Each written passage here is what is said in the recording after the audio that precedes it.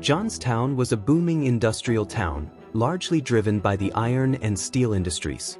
It was a working-class community, home to immigrants and factory workers. Nestled in a valley, the town sat below the South Fork Dam, which held back the waters of Lake Conemaugh, a 3-mile-long reservoir perched high above the town.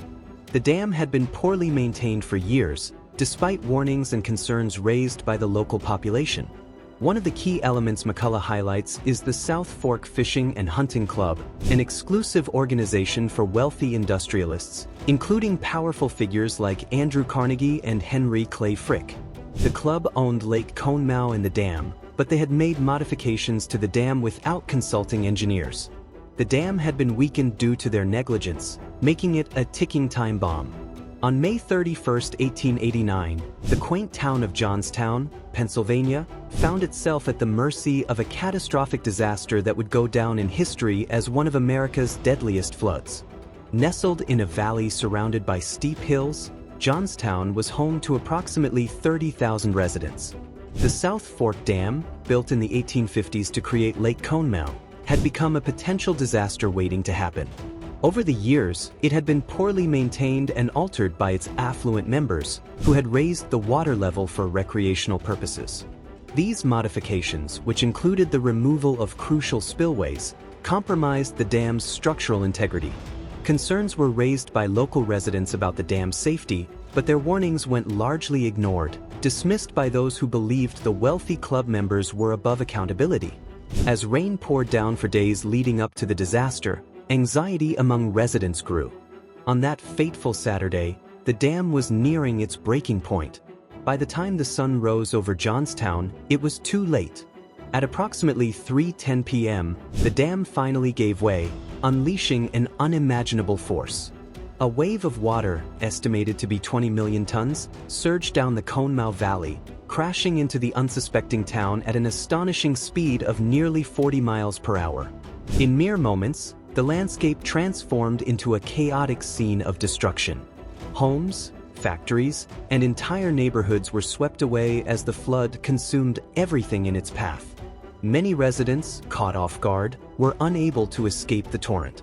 Families were torn apart as they fought to survive, clinging to debris or seeking higher ground. The sounds of the roaring flood drowned out cries for help, and those who survived found themselves in a nightmarish landscape, surrounded by the remnants of their once thriving community. As the waters receded, the extent of the devastation became painfully clear. Over 2,200 lives were lost, and countless others were forever changed. The cleanup began almost immediately, with survivors bravely sifting through the debris in search of loved ones. Aid quickly poured in from neighboring towns, and relief efforts commenced in earnest. Clara Barton and the Red Cross mobilized to assist the survivors, providing food, shelter, and medical care. Their commitment marked one of the first significant disaster relief efforts in American history and showcased the power of compassion in times of crisis. Despite the outpouring of support, the community faced significant challenges.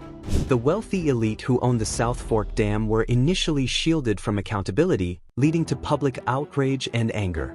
Investigations revealed their negligence, but legal repercussions were minimal.